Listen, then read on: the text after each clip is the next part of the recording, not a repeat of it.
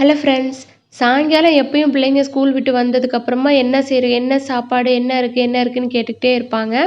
நான் அவங்க வந்ததுக்கப்புறம் தான் ஏதாவது செஞ்சு குடுப்பேன். இன்னைக்கு வந்து அவங்க வர்றதுக்கு முன்னாடியே வந்து ரவா லட்டு செஞ்சு குடுக்கலான்னு சொல்லிட்டு ரெடி பண்ணிட்டு இருந்தேன். அவங்க 2 பேருக்குமே ரொம்ப பிடிக்கும்.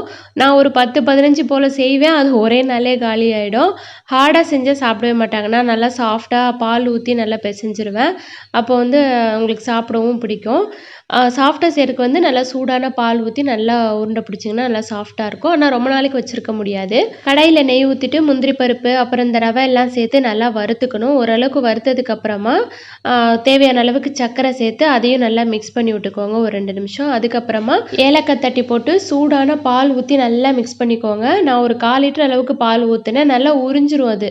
அந்த ரவை வந்து சீக்கிரமா அப்சர்வ் பண்ணிடும். நெறைய ஊத்துனா கூட ஒண்ணுமே ஆகாது. கொஞ்ச நேரம் நல்லா மிக்ஸ் பண்ணி விட்டு ஆற விட்டுருங்க. கொஞ்சம் வெதுவெதுப்பா இருக்கும்போதே எடுத்து உருண்டை பிடிச்சிரணும்.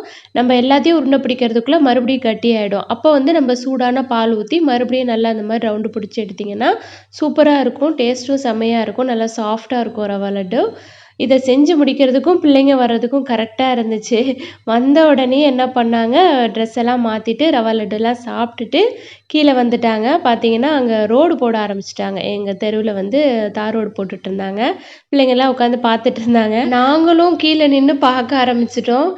சின்ன வயசுல பார்த்தது, அத பார்த்த உடனே ஒரே ஞாபகமாயிருச்சு. நம்மளும் இப்படி தானே உட்காந்துட்டு வேடிக்கை பார்த்துட்டுருப்போம் அப்படின்னு சொல்லிட்டு சின்ன பிள்ளையாட்டம் நாங்களும் நின்னு பார்த்துக்கிட்டே இருந்தோம்.